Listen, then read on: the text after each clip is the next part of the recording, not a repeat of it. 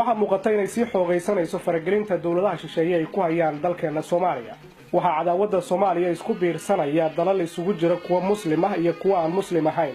haddaba tusmadan waxaan uga hadlaynaa riyada Sacuudiga uu hormuudka ka yahay ee ku aadan tirtiridda qaran Soomaaliyeed. ma runba mise waa riyo? magacaygu ayaa la Xuseen Cabdi ku soo dhawow ha noolaato. muddo dheer socday warar sheegaya in dawladda Sacuudigu ay qayb ka tahay dalalka doonaya in la tirtiro qarannimada Soomaaliya. waxaana WikiLeaks oo ah website soo bandhiga wararka sirta ah uu horay u daabacay in dawladda Sacuudigu ay qayb ka tahay dalalka noocaas ah, isla markaana ay jirto sir sheegaysa in dawladda Sacuudigu ay ku kaalmaynayso wadamada dariska ah sida Kenya iyo Ethiopia inay kala qaybsadaan Soomaaliya.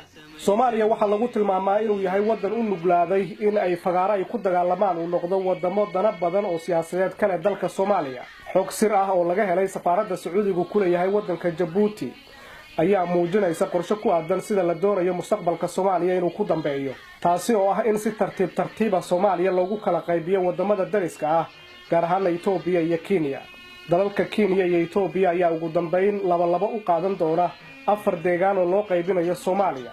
waxa qayb ahaan dal walba ku soo beegmaya dhul ka badan 300,000 square kilometer iyo sidoo kale dad ka badan ilaa 5 milyan oo qof oo Soomaali ah. dalalka Ethiopia iyo Kenya ayaa warbixinta lagu sheegay inay gudaha Soomaaliya galiyeen kumanaan ciidan ah oo si sharci darro ah iyagoo ogolaansho haysana u galay gudaha Soomaaliya. waxa markii dambe markay awoodi waayeen dhaqaalaha faraha badan ee ciidamada uga baxa ay ku qasbeen dawladda Soomaaliya gaar ahaan madaxweynaha Soomaaliya Xasan Sheekh Maxamuud inuu kala qayb qaato sidii ay uga mid noqon lahaayeen ciidamada AMISOM. waxa halkaasi Ethiopia iyo Kenya ay ka heleen fursad ay ku sii joogi karaan Soomaaliya iyadoo loo biilayo ciidamadooda, isla markaana ay awood u yeeshaan inay dhex galaan ciidamada howlgalka ka wada gudaha Soomaaliya ee AMISOM iyagoo dalahooda gaarka ahna fushanaya. I assure you that Ethiopia's defense force will make a difference in AMISOM operation by clearing Al-Shabaab. warbixinta ayaa sheegaysa in la dagaalanka Al-Shabaab aysan ahayn ujeedada ugu muhiimsan ee dalalka dariska ay ka leeyihiin Soomaaliya, laakiin ay wataan qorshe ka gundheer arrintaasi oo u qarsoon kaasi ugu dambeyn noqon doona inay kala qaataan Soomaaliya. waxa dawladda Kenya ciidamo ay ka abuurtay maleeshiyad ah deegaanada Jubbooyinka kuwaasi oo ka amar qaata dawladda Kenya. waxaana sidoo kale ay ku guuleysatay ama ay qorshaysay inay la dagaalanto qabaa'ilka Soomaalida ah ee deegaanadaasi ku badan ee laga yaabo inay ka hor yimaadaan rabitaankeeda.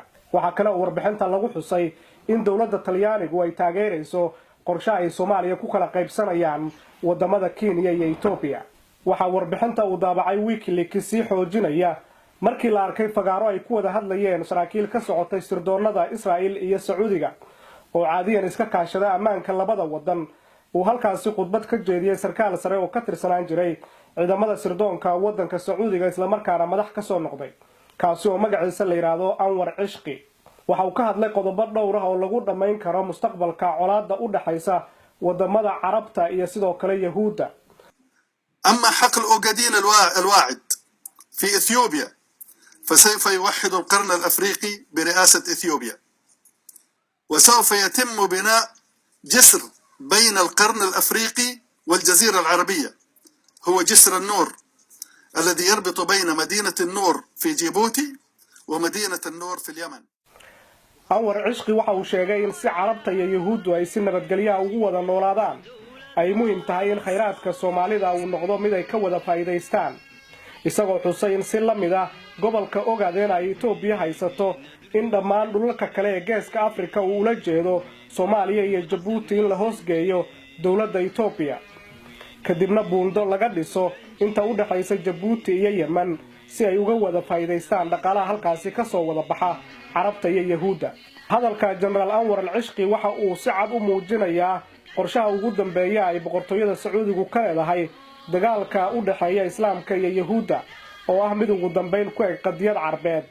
Sacuudigu waxa uu aaminsan yahay dhulka Falastiin ee ay Yahuuddu haysatay inuu yahay dhul Carabta laga haysto, laakiin dhulka Soomaalida ay Xabashidu haysato iyo kan xorta ah ee Geeska Afrika ee Soomaaliya uu Sacuudigu diyaar u yahay in la hoosgeeyo dawladda Xabashida ee Ethiopia si ugu dambeyn khayraadka ku jira dhulka Soomaalida ay Carabta iyo Yahuuddu uga wada faa'iideystaan. waxa laga yaabaa in dad badan oo Soomaali aysan halis u arkin wararka noocan oo kala laakiin waxay dhammaantood baraarugi doonaan markay ku soo toosaan iyagoo aan dal iyo dad midna gacan lagu haynin waayaanla xuseen cabdi oo idin leh Soomaaliya ha noolaato wadoonayaane inaynu dowladahano